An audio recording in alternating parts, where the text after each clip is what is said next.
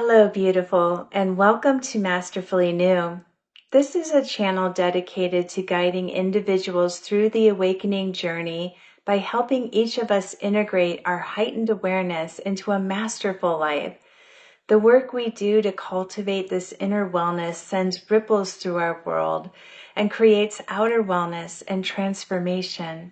I hope you join me in this powerful effort to become masterfully new. I'm Nicole, your health and wellness coach. Today I want to talk about the third block to self-acceptance. In my previous videos, I talked about three main blocks to self-acceptance. And self-acceptance is essential to leading a masterful life. It's the fuel we need to embrace life's challenges, because when we don't fully accept ourselves, we don't empower ourselves. So the way that I see it, there are three main blocks to self-acceptance. One, emotional densities from rejecting ourselves and experiencing life's traumas. Two, the need for external validation. And three, that we'll talk about in this video, our relationship with our Creator. So in this video, we'll go into our karmic relationship with our Creator. Check out the links in the description to get the full three-part series. So let's delve into two huge energies of emotion that come up when we talk about God, the Creator, the Source, the universe. One, whether we think God even exists, or how we see God if we think He does exist, he, she, whatever. And two, how do we see ourselves in relationship to this Creator, this pure divinity? So this is a lot to unpack. So let's start with our relationship to God, or some form of a Creator. Many of us are carrying around this underlying shame or guilt when we don't have a good relationship with where we came from, be it from divinity or from earthly pools teeming with life. When we feel good about ourselves and our place in the universe, we feel great. And when we don't feel good about where we came from and we feel kind of lost or even reject our place in the cosmos, we may not feel that good about ourselves. And of course, we can feel anything between those two positions. A whole bunch of us have underlying guilt when we don't have a healthy relationship with our source of life. The source that has given us life, this power to be creative and play, love, and be joyful. If you're not sure about what you feel about your relationship to the universe because you've never really given it much thought or just haven't checked in lately, then let's do this exercise in a little bit to discover what our underlying thoughts and feelings are around our relationship with a Creator. First, I want to talk about the source that I'm talking about when I say the word God.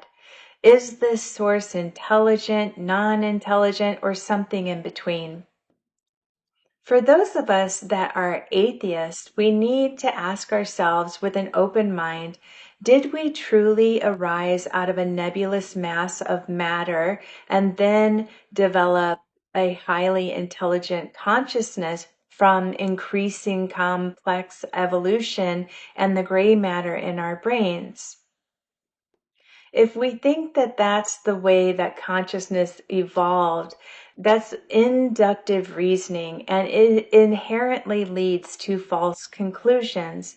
And I would invite you, if you're not really sure about inductive versus deductive reasoning, to check it out on Google.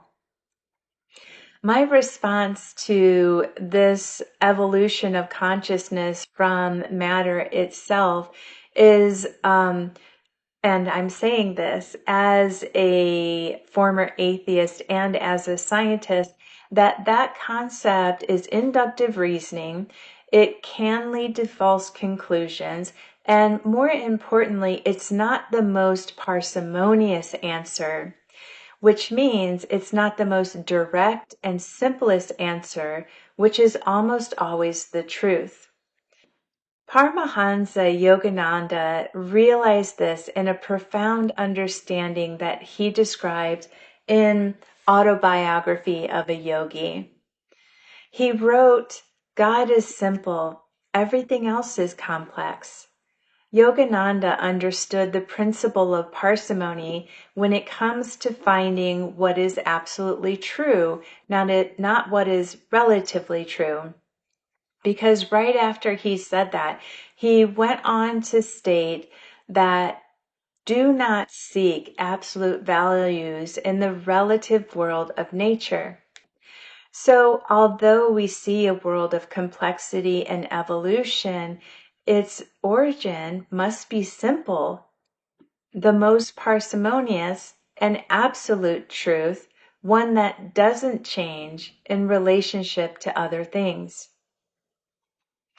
The most parsimonious or simple solution to our Creator is not that matter condensed and went through a multitude of improbable events, all the while defying the laws of entropy to evolve into consciousness, because that's an overly complicated reasoning that's relative to the arrangement of matter. The parsimonious answer is that an absolute unchanging consciousness created matter, which over time consciousness created to be more and more complex. The Eastern religions would say that one great consciousness created our consciousness and that we have dreamed this world we created. That view of our place in the world is really deep and may further explain our planet's history, but I'll go into that in another video. For now, let's just stick with the impossibility that God does not exist because it's not parsimonious. It has to defy the laws of physics to be true, and it's extremely improbable. The false notion of no God also leaves much of phenomena inexplicable, and scientists can't find an answer to them. Yet they could be easily explained by the notion that God and organizing consciousness is real. For example, and you can Google this, no fully documented ancient civilization has been found to exist without a form of religion. So why did every civilization, every group of humans throughout all of time independently develop some form of religion, some form of God and rituals to be present with God? The simple answer is because every human being has divine consciousness and can sense this powerful presence within their own self and others. If you are still watching this video, you are open-minded enough to accept that maybe there's a divine organizing consciousness, which for simplicity's sake, I will call God for the rest of this video. But please don't think that I mean God in the religious sense of it, like an external human type of being. So once we think about God, what is our relationship to this God? Has it been watching us the whole time, this great organizing consciousness, knowing me in my most private moments, causing things to happen in my life that I didn't want, or ignoring me completely when I was down and destitute? Well, rather than going into every one of these questions that arise when we think about who God is, let's bypass all of that relativity and get right to the heart of this, of how we feel with this exercise. Take a moment right now and close your eyes. Take a few deep breaths.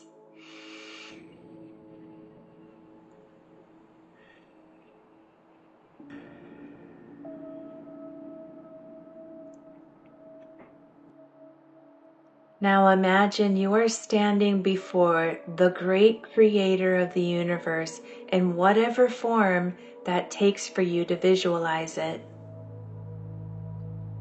Whatever it looks like, it's highly conscious, it's unimaginably intelligent, it's powerful beyond all measure, and it's full of potentiality. It is the cohesion of all things, and that binding force is love.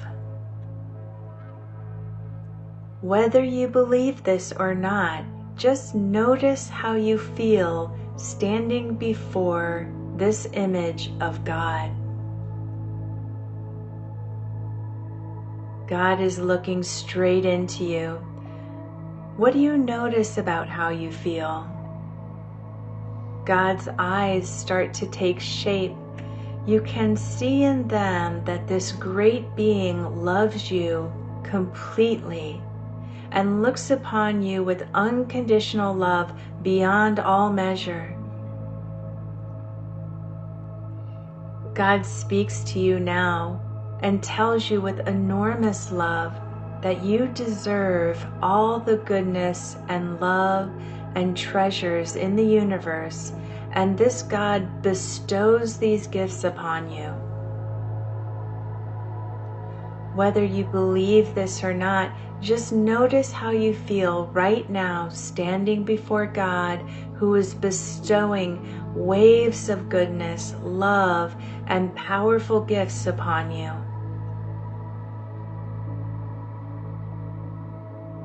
You may be feeling a variety of emotions and perhaps even apathy or no emotion. Just notice what you're feeling. What are you thinking? Do you feel tight anywhere in your body? And when you're ready, open your eyes and let's talk about how that exercise made you feel. So you may have felt a whole range of emotions, including apathy, and just honor whatever emotions you felt as how you relate to God at this time, how you relate to whatever belief you have of the universe at this time. And you can pause the video, and I highly recommend it, to write down your feelings and then see how you feel at the end of this video. If you felt anything other than kinship, acceptance, gratitude, and/or love, congratulations. You're like most of us, and you may have blocked this level of self-acceptance either from an imaginary sense of judgment, undeservingness, believing you need to make yourself more perfect first, or from basically an unhealthy relationship with God or the universe, the creator, the source, because you may reject a God who makes you feel unworthy. Because we live in a world of transactional relationships, we believe our relationship with God is equally transactional. If we offer God all of our earned goodness, we get the reward of God honoring us with goodness and love. But God is not transactional. God and we, when we are awakened to it, love for the sake of loving. Enjoy being good for the sake of goodness. God loves and graces all of us as the sun shines down on all things without selection or judgment. And in fact, it is our man-made judgment of the world that keeps us in a perceived state of separation. Because we believe in this sense of judgment at a soul deep level, we carry around this self-imposed stories of ourselves as an increasingly heavy burden and actually attract what we expect to receive. If I believe I'm going to be rejected or I have been rejected and I kind of have this rejection story running in my head, that's the energy I put out there. And very often I receive more rejection. The stories that we tell ourselves generate energy around ourselves. This sense of foreboding judgment and stories we tell ourselves about not being good enough for God is energy that is like an emotional density, but it's at a soulful level, not within our bodies, but within our mental and etheric field around us. We may even take it further and believe the story as so ingrained within that we are sinful and undeserving. And this is a huge reason why so many religions are failing in today's world. We're waking up and realizing this is clearly untrue. Awakening people are realizing I can just as easily believe there's nothing unworthy about me and all of my past is forgiven and cause good things to come to me as I could continue believing the opposite.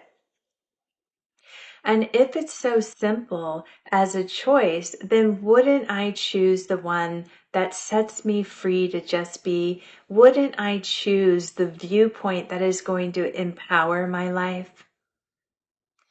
But not everyone is awake in this way. In the Western religions, we've been taught that God and Jesus are going to judge us for everything we've ever done on a final judgment day. In the Eastern religions, we've been taught that we hold this unseen karma that is the judgment of our past from this life and previous lives. And that this karma doesn't just simply go away, but must be burned through in a spiritual quest back to God. So many of us across the world have this sense of needing to make up for our past because somewhere, somehow, the effect of it is going to come back on us. Yet the one thing we need to burn through is not the karma or the judgment itself, but the belief in judgment and our self-judging stories we carry. There's nothing to forgive about our past because our Creator never judged us in the first place.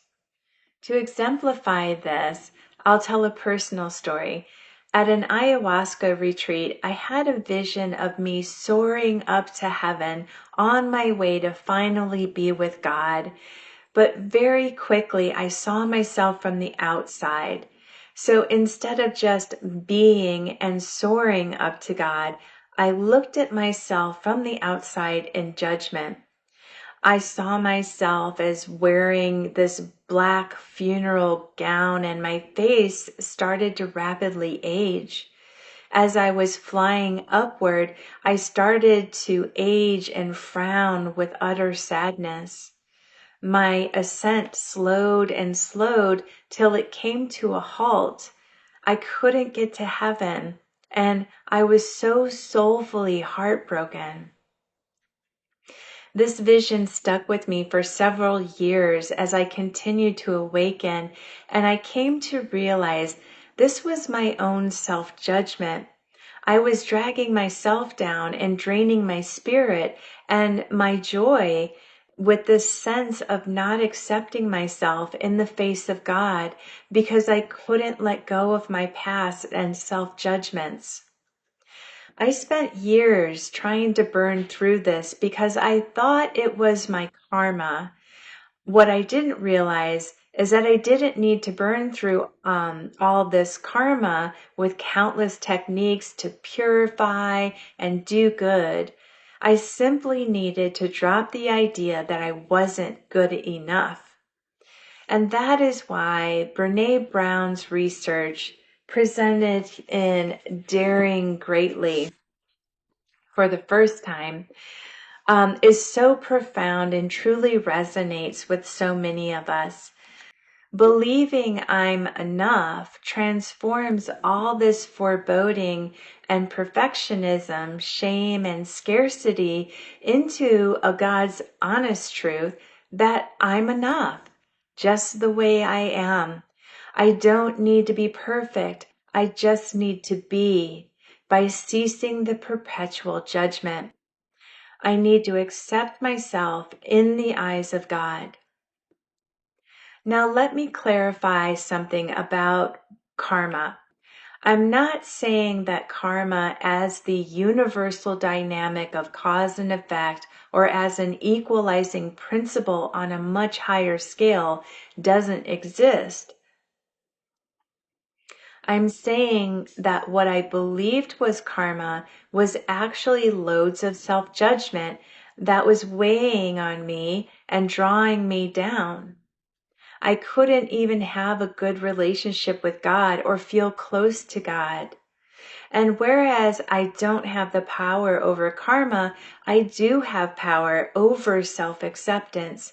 I can change my relationship and beingness and how I see myself through God's eyes by dispelling the myth that I'm no longer welcome by God. I'm always welcome. Like the prodigal son returning home to the father that never ceased loving him, had never forgotten him, and welcomed him home completely and in full non-judgmental forgiveness. Karma is not the stories and the self-judgment we carry. It's the universal order that has real value and that it restores harmony in the larger scale. The idea of karma getting warped into a sense of impending doom or a weight is what it's not meant to be. It's not meant to be a burden on our being or to entrap our liveliness into a solemn gloom of unworthiness. We need to free ourselves of these stories and release the magic of the greatness within us. Give ourselves the unburdened gift of having a full, unmetered potentiality to orchestrate a masterful life and come across our karmic balance as it arises to make things equal in the big game of the universe. What we need to do is stay within our sphere of control, which we can control our own self-judgment, and let go of what's out of our sphere of control, a karmic balancing that will come in its own time. And fear not this tax on being in the game that will balance itself. The karmic tax comes when it's ready to be paid. Just like the higher self or Holy Spirit, as Jesus would call it, gives us our life's challenges to trigger us in perfect timing of when we're ready to deal with those hidden thoughts and emotions. The universe, the great orchestrator, gives us our karmic debts little by little as we're ready to pay them so that balance and harmony are restored. Nothing is truly unfair, and nothing is unchosen by our higher spirit that refuges in God. So, go fearlessly and masterfully into your day because the alternative is too great a tax that is paid in self-burdening yet remains unpaid in the true karmic sense. We falsely weigh ourselves down and stifle our relationship with God and snuff out our source of joy and happiness when we don't free ourselves of judgment. This whole dynamic that we're talking about is what is known in religions as atonement, whereby we carry the burden of our sins that through a ritual in the Jewish religion and through the crucifixion in Christianity can be cleansed and washed away as atonement. These religions give us the atonement we needed because at the time, we weren't conscious enough of our inner experience to awaken and start mastering self-judgment. Yet as we heighten our inner awareness, we can see the need for atonement as a need to free ourselves from self-judgment and the judgment we believe the higher order of the universe will cast down on us in a merciless moment of judgment. If we can atone for sins in religion as easily as a ritual, or that every sin that ever was or ever will be was atoned for through the crucifixion of Jesus Christ, then it's obvious that we have imagined sin in the first place. It's obvious that God knew we needed rescue from our imagination of sin, and that symbolic cleansing could help us imagine our way out of it. If it is our imagination, then we can, at any moment, choose love and goodness and reimagine ourselves as free from judgment and sin. Here's a masterful tip.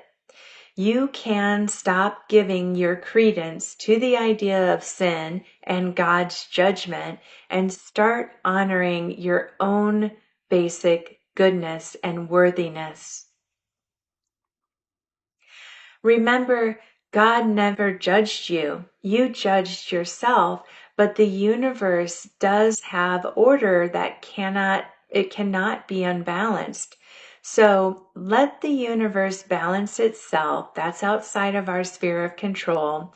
But you can control you and how masterfully you want to live this life. Burdened by sin and a false lack of self-acceptance, or do you want to live free from the whole idea of sin by accepting yourself as God truly sees you, beautiful, just the way you are? And what we'll uncover when we do the work of self-acceptance is that we are basically good and fundamentally loving. There doesn't have to be any self-judgment to prove this. If you want to release yourself from judgment that is preventing you from fully accepting yourself just the way you are, if you want to be enough and feel good about you and your relationship with God, then let's do this exercise. Imagine yourself again standing right in front of whatever form you choose to represent God, Jesus, the universe, the source, our creator, the highest divinity you can imagine. You notice any resistance that arises as you stand before the divine. Whatever kind of feelings arise standing before this form of God, you simply acknowledge it and take a mental note that this is how you feel at this moment. God tells you you were never for a single moment in this life or any previous ones or any future moments judged in the human sense of it. So there is and there shall be nothing to forgive. You are the only one who has and will hold yourself accountable, and that accountability shall align with goodness over time. For love always wins. Light illuminates dark. You feel relieved at this verdict, knowing you are completely, unconditionally loved and beyond forgiven. You notice the weight of self-judgment you have been carrying up to this point. You let the judgment materialize like a heavy cloak that feels burdensome and hides your true self. You notice the patterns that weave in this cloak, the dull glow of guilt and shame for mistakes, for not doing the right thing at the right time, for raging at the world sometimes, for getting mad at yourself, for hating or dismissing God when things appear to go wrong, for all of it, all the many things over lifetimes burdening and separating you from your purest being.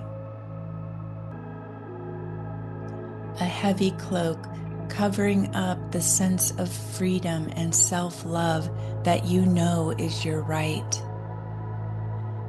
The divinity before you places a warm, gentle hand on your shoulder, seemingly under the cloak, and tells you again, I never judged you in all your experiences. There is nothing to forgive. You are the light of my creation, and you chose to live and experience life. You feel the warmth in the touch, an utter unconditional love. You look into divine eyes that show you this is true. The divine voice tells you you can release your burdens that make you feel separate from this love. Shed your cloak now. Let it all go. Be free of your illusions of guilt and shame in one fell swoop. The angels and guardians that surround you will burn the cloak for you. You shed the cloak, and beings of light swiftly come in and take that cloak from you. They throw it into a super hot bonfire that instantly burns the cloak to ashes.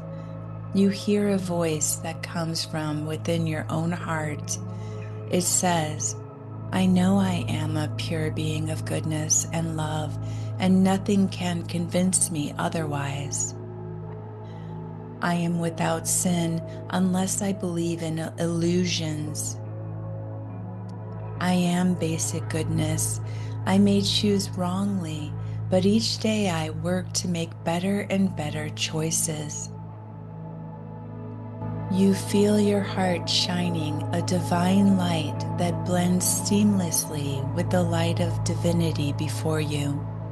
You feel connected, utterly unconditionally loved, and unconditionally self-loving.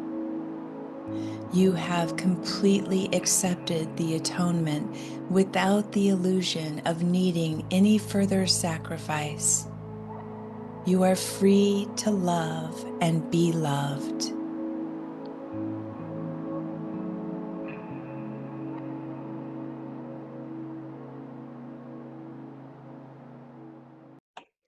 So to wrap up this 3-part series on self-acceptance, let's recap. We have everything within ourselves to come to full self-acceptance, but it takes some work. We need to release emotional densities from past traumas or upsets that host hidden thoughts and emotions of shame and guilt or other dark shadows of hate and apathy. We do that by going into these dark emotions. We acknowledge these shadows of dark thoughts and the protective defensiveness around them, and let them arise into our cognition. Let these things that trigger us come forward and embrace life challenges so that we can look into these shadows and allow them to express and release. They release that energy. And when that happens, we are able to find greater self-acceptance and release all of that negative thinking that happens when we keep these things tucked down. We also need to let go of a strong need for external validation by fulfilling our own needs and not looking to others to be responsible for our happiness. Please see the second and the first video for those to talks and techniques to overcome them. Finally, we need to let go of our burdensome self-judgment or the idea that we have sinned. We can at any moment accept the atonement and see ourselves as wholly loved, wholly good, wholly deserving of all the beauty and wonder the universe has to offer. And through this, we will have a better relationship with our place in the universe and with our Creator. When we come to a place of full self-acceptance, we've not just saved ourselves from a life of suffering, criticism, and negativity, we've saved everyone we interact with. We've taken a giant leap in saving the world. So, beautiful superheroes, I wish you well and want you to know that if you need any support in your work towards self-acceptance, I'm here for you with one-on-one health and meditation coaching. Check out my website in the description, Health Coaching with Nicole. And thank you so much for watching to the end of this video. Check out my next bonus video in this series where I introduce I Am, a voice that I channel. And I Am gives their perspective on self-acceptance. So may you be happy, may you be well, may you be safe, and may you be free from suffering.